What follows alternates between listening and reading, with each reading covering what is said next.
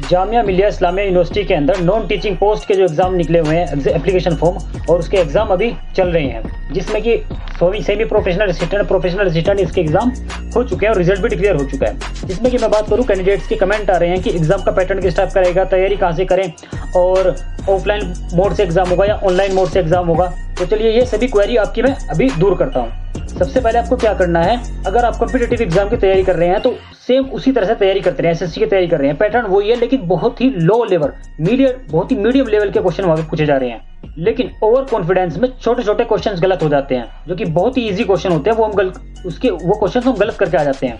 आपने कोई भी एप्लीकेशन फॉर्म फिल किया होगा, जैसे कि मैं बता रहा हूँ यहाँ पर अभी एप्लीकेशन फॉर्म प्रोग्रामर के निकले थे, लोअर डिवीजन के एग्जाम एप्लीकेशन फॉर्म फिल किए गए हैं। यहाँ पर प्रोफेशनल असिस्टेंट इसका एग्जाम हो चुका है और प्रोफेशनल एग्जाम हो चुका है। लोअर डिवीजन क्लर्क का अभी एग्जाम होने वाला है। लैंड रिकॉर्ड कीपर का भी एग्जाम नहीं हुआ है अभी, और स्टेनोग्राफर का भी एग्जाम होने वाला है। अभी बहुत से एग्जाम बचे हुए हैं, और प्राइवेट सेक्रेटरी का भी एग्जाम नहीं हुआ। मल्टीटास्किंग स्टाफ का भी एग्जाम होने वाला है। नेक्स्ट फेज में जो भी होगा, अपर डिवीजन क्लर्क का भी एग्जाम होने वाला है। तो सभी के अंदर वही नॉर्मल क्वेश्चन पूछे जाएंगे, रीजनिंग, जीके, मैथ और हिंदी और इंग्लिश के कुछ थोड़े थोड़े क्वेश्चन पूछे जाएंगे। जिसमें मैंने पता किया है कि प्रोफेशनल असिस्टेंट के अंदर 85 क्वेश्चंस आए थे। सभी जितने भी मैंने सब्जेक्ट बताए हैं ना, मैथ्स, रीजनिंग, जीके और उर्दू से भी क्वेश्चन पूछे गए हैं। उर्दू में इतने इजी क्वेश्चन आ रहे हैं उर्दू के, जिससे कि मुझे मेरे सब्सक्राइबर ने बताया है कि बहुत ही नॉर्मल क्वेश्चन पूछे जा रहे हैं उर्दू के। एक जनरल नॉलेज का, अगर आपको उर्दू अच्छे से पढ़नी आती है, 10 या 11 के करीब क्वेश्चन पूछे गए हैं उर्दू से रिलेटेड। वो नॉर्मल जीके के क्वेश्चन उठाए गए हैं, जिसमें कि प्रोफेशनल असिस्टेंट में एक क्वेश्चन पूछा गया था। उन्होंने बताया कि सानिया मिर्जा का किस खेल से संबंध है, ये क्वेश्चन पूछा गया था। उर्दू के अंदर बता रहा हूँ, ये मैं जीके का क्वेश्चन है लेकिन उर्दू में लिखा हुआ था, अगर आपको पढ़ना आता है। और क्वेश्चन पूछा गया था भारत की 26 जनवरी क्यों मनाई जाती है भारत के अंदर, तो ये उर्दू में लिखा हुआ था। अगर आपको उर्दू अच्छे से पढ़ना आती है, कुछ वर्ड्स ऐसे होते हैं उर्दू के, वो समझ नहीं पाओगे, तो आपको जैसे भी समझना है आप थोड़ा सा उसको ओवरव्यू देख लें कि भारत के प्रधानमंत्री को उर्दू में क्या बोलते हैं, भारत के राष्ट्रपति को उर्दू में क्या बोलते हैं, और मुख्यमंत्री को उर्दू में क्या बोलते हैं, और खेल को उर्दू में क्या बोलते हैं, जो पार्लियामेंट होती है उसे उर्दू में क्या बोलते हैं। इस तरह के वहाँ पर जाकर ये कन्फ्यूज हो जाओगे। 8-10 क्वेश्चन तो आप आराम से, अगर आपको पढ़ने आते हैं, आप कर लेंगे।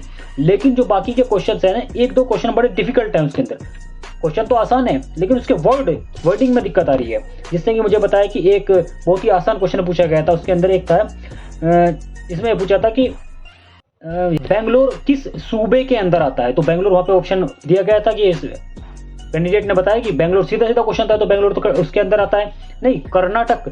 हाँ, बेंगलोर किसके अंदर आता है, तो कर्नाटक सूबे के अंदर आता है। तो ये बहुत ही नॉर्मल क्वेश्चन पूछे जा रहे हैं जीके के। आप उर्दू अच्छे से आती है, मैं फिर भी कह रहा हूँ, अगर आपको उर्दू अच्छे से पढ़नी आती है, 10 क्वेश्चन तो आपके एज इट इज आपके पक्के आ जाएंगे, अगर कंपटीशन की तैयारी कर रहे हो तो अच्छे से तैयारी कर रहे हो। दूसरी बात, अगर आप मैथ्स के नॉर्मल क्वेश्चन पूछे जा रहे हैं, बता रहे हैं कि कैंडिडेट्स की नॉर्मल, बहुत ही normal question 4th 5th class के बच्चे भी क्वेश्चन सोल्व कर देंगे। ये सेमी प्रोफेशनल असिस्टेंट और प्रोफेशनल असिस्टेंट और असिस्टेंट रजिस्ट्रार के कैंडिडेट्स ने मुझे बताया कि एक असिस्टेंट रजिस्ट्रार एक काफ़ी रेप्यूटेड पोस्ट है, जिसका मैं एग्जाम का पैटर्न बता रहा हूँ कि बहुत ही लो लेवल का पैटर्न आ रहा है।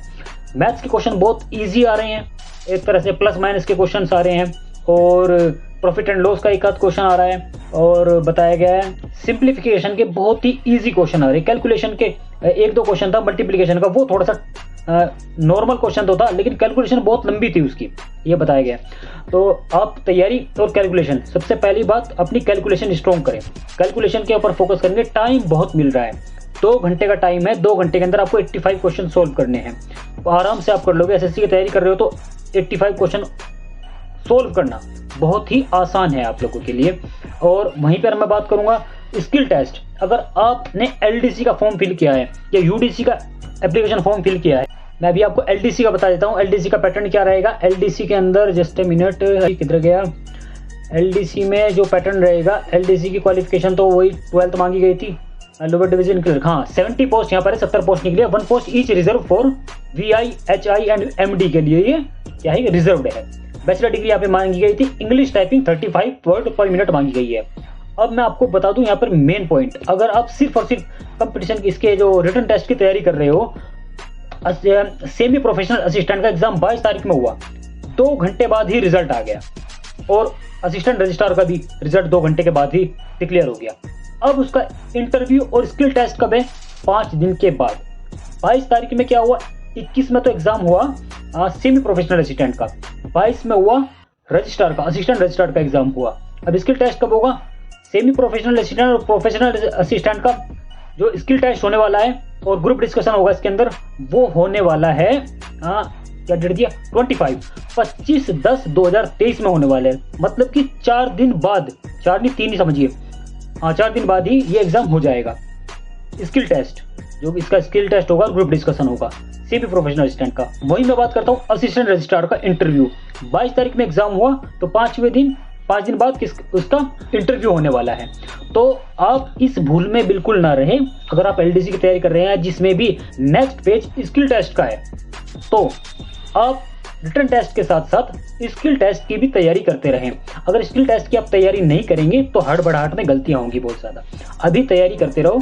रिटन टेस्ट के तुरंत 5 या 6 दिन के बाद आपका स्किल टेस्ट के लिए बुला लिया जाएगा शॉर्ट लिस्टेड कैंडिडेट। रिजल्ट 2 घंटे के बाद क्विक एकदम आ रहा है, बड़ी फास्ट भर्ती हो रही है। मुझे लग रहा है 10 या 15 दिन के अंदर अंदर ये रिजल्ट डिक्लेयर हो जाएगा और भर्ती आपके हाथ में कोलेटर होगा। तो थोड़ी सी तैयारी करते रहें और आपको स्किल टेस्ट की तैयारी करते रहें, जिसमें कि मैं बात करूंगा एलडीसी के लिए 35 वर्ड पर मिनट इंग्लिश की टाइपिंग मांगी गई। यूडीसी के अंदर भी 35 वर्ड पर मिनट की स्पीड मांगी गई है, हिंदी इंग्लिश, या तो आपके पास speed in English 35 word per minute और speed in Hindi / Urdu 30 word per minute.